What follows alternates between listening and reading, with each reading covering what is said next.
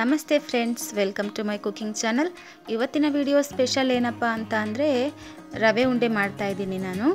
ಇದನ್ನು ನಾನಿಲ್ಲಿ ಯಾವುದೇ ಪಾಕ ತಯಾರಿಸ್ಕೊಳ್ಳದೆ ನೇರವಾಗಿ ನಾನು ಸಕ್ಕರೆ ಪುಡಿಯನ್ನು ಹಾಕ್ಕೊಂಡು ತಯಾರಿಸ್ಕೊತಾ ಇದ್ದೀನಿ. ಇದನ್ನು ನಾವು 1 ತಿಂಗಳ ಕಾಲ ಆರಾಮಾಗಿ ಸ್ಟೋರ್ ಮಾಡಿ ಇಟ್ಕೋಬಹುದು. ಬನ್ನಿ ಹೇಗೆ ಮಾಡೋದು ಅಂತ ನೋಡ್ಕೊಂಡು ಬರೋಣ. ಮೊದಲನೇದಾಗಿ ನಾನಿಲ್ಲಿ ಒಂದು ಬಾಣಲೆ ಇಟ್ಕೋತಾ ಇದ್ದೀನಿ. ಅದಕ್ಕೆ ನಾನು 2 ರಿಂದ 3 ಟೇಬಲ್ ಸ್ಪೂನ್ ಆಗುವಷ್ಟು ತುಪ್ಪನ ಹಾಕೋತಾ ಇದ್ದೀನಿ. ತುಪ್ಪ ಕರಗಿದ ನಂತರ ನಾನಿಲ್ಲಿ 2 ಲೋಟ ಆಗುವಷ್ಟು ಚಿರೋಟಿ ರವೆನ ಹಾಕೋತಾ ಇದ್ದೀನಿ. ನಾನಿಲ್ಲಿ ಸಣ್ಣ ರವೆ ಚಿರೋಟಿ ರವೆಯಲ್ಲಿ ಮಾಡ್ತಾ ಇದ್ದೀನಿ. ಈ ಕಪ್ಪಲ್ಲಿ ಹಾಕ್ಕೊಳ್ತಾ ಇದ್ದೀನಿ. ಅದೇ ಕಪ್ಪಲ್ಲಿ ಅಳತೆ ಹೇಳ್ತೀನಿ. ಚಿರೋಟಿ ರವೆ ಮೊದಲು ಹುರ್ಕೋತಾ ಇದ್ದೀನಿ. ಇದಾದ ನಂತರ ನಾನು ಮತ್ತೆ 1 ಕಪ್ಪು ರವೆ ಹಾಕ್ಕೊಂಡಿದ್ದೀನಿ. ಇದಕ್ಕೆ 7 ರಿಂದ 8 ಲವಂಗ ಹಾಕೋತಾ ಇದ್ದೀನಿ. ಲವಂಗದ ನಂತರ 2 ಏಲಕ್ಕಿಯನ್ನು ಕುಟ್ಟಿ ಪುಡಿ ಮಾಡಿ ಹಾಕೋತಾ ಇದ್ದೀನಿ. ಇದಾದ ಸ್ವಲ್ಪ ಹುರ್ಕೋಬೇಕಾಗುತ್ತೆ. ಇದಾದ ನಂತರ 1 ಕಪ್ ಆಗುವಷ್ಟು ಕೊಬ್ಬರಿ ತುರಿ ಹಾಕೋತಾ ಇದ್ದೀನಿ. ಮೇಲ್ಗಡೆ ಕಪ್ಪು ಭಾಗವನ್ನು ತೆಗೆದುಬಿಟ್ಟು ಕೊಬ್ಬರಿ ತುರಿಯನ್ನು ಹಾಕ್ತಾ ಇದ್ದೀನಿ. ಇದು ಸ್ವಲ್ಪ ಘಮ ಬರೋವರೆಗೂ ಹುರ್ಕೋಬೇಕು. ನಾವು ಹಾಕಿರುವಂತಹ ಇಂಗ್ರೀಡಿಯೆಂಟ್ಸ್ ಎಲ್ಲನೂ ಘಮ ಬರೋವರೆಗೂ ಹುರ್ಕೋಬೇಕಾಗತ್ತೆ. ನೋಡಿ, ಇವಾಗ ನಾನು ಆಫ್ ಮಾಡ್ತಾ ಇದ್ದೀನಿ. ಆಫ್ ಮಾಡಿದ ತಕ್ಷಣನೇ ನಾವು ಕೆಳಗಡೆ ಇಟ್ಬಿಡಬಾರ್ದು. ಸ್ವಲ್ಪ ಹೊತ್ತು ಕೈ ಆಡಿಸ್ತಾ ಇರಬೇಕು.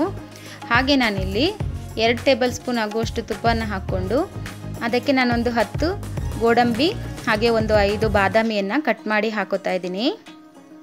ಇದಾದ ನಂತರ ಒಂದಷ್ಟು ದ್ರಾಕ್ಷಿಯನ್ನು ಸೇರಿಸ್ತಾ ಇದ್ದೀನಿ. ನನಗೆ ದ್ರಾಕ್ಷಿ ತುಂಬ ಇದ್ದರೆ ಇಷ್ಟ ಆಗುತ್ತೆ. ಹಾಗಾಗಿ ನೋಡಿ, ದ್ರಾಕ್ಷಿ ಉಬ್ಬಿ ಬರೋವರೆಗೂ ನಾನಿಲ್ಲಿ ಫ್ರೈ ಮಾಡ್ಕೋತಾ ಇದ್ದೀನಿ.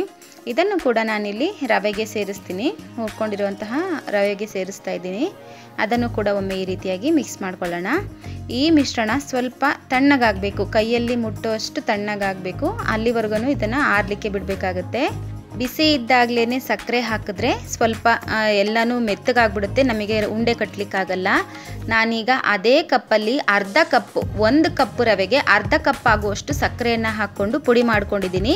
ಈಗ ನಾನು ಅದನ್ನು ಹಾಕೋತಾ ಇದ್ದೀನಿ. ಒಟ್ಟಾಗಿ 3 ಕಪ್ಪು ರವೆಗೆ 1.5 ಕಪ್ ಆಗುವಷ್ಟು ಸಕ್ಕರೆ ಪುಡಿಯನ್ನು ಹಾಕೋಬೇಕಾಗತ್ತೆ. ಇವಾಗ ನಾನು ಅದನ್ನು ಹಾಕ್ಕೊಂಡು ಮಿಕ್ಸ್ ಮಾಡಿಕೊಂಡು ಸೇಮ್ ಕಪ್ಪಲ್ಲಿ ಅರ್ಧ ಕಪ್ಪು ಹಾಲನ್ನು ತೊಗೊಂಡಿದ್ದೀನಿ. ಅದನ್ನು ಕೂಡ ಹಾಕ್ಕೊಂಡು ಮಿಕ್ಸ್ ಮಾಡ್ತಾ ಇದ್ದೀನಿ. ಸ್ವಲ್ಪನೇ ಹಾಕ್ಕೊಂಡು ಮಿಕ್ಸ್ ಮಾಡ್ತಾ ಇದ್ದೀನಿ. ಹೇಗೆ ಅಂದರೆ ಕೈಯಲ್ಲಿ ಮುಷ್ಟಿ ಮಾಡಿ ಹಿಡಿದು ಬಿಟ್ಟರೆ ಉಂಡೆ ಹಾಗೆ ಕೆಳಗಡೆ ಬೀಳಬೇಕು. ಅಲ್ಲಿವರೆಗೂ ನೋಡಿ, ಈಗ ಬೀಳ್ತಾ ಇದೆಯಲ್ಲ ಆ ರೀತಿ ಸ್ವಲ್ಪನೇ ಹಾಲನ್ನು ಮಿಕ್ಸ್ ಮಾಡಿಕೊಂಡು ನಾವು ಕಟ್ಕೋಬೇಕಾಗತ್ತೆ. ಉಂಡೆನ ಬಹಳ ಈಸಿಯಾಗಿ ನಾವು ಕಟ್ಕೋಬೋದು. ನೋಡಿ ಎಷ್ಟು ಬೇಗ ಕಟ್ಬೋದು ಉಂಡೆಗಳನ್ನ ಅಂತ. ಹಾಗೆ ನಾನು ಎಲ್ಲ ಉಂಡೆಗಳನ್ನ ಕಟ್ಕೋತಾ ಇದ್ದೀನಿ.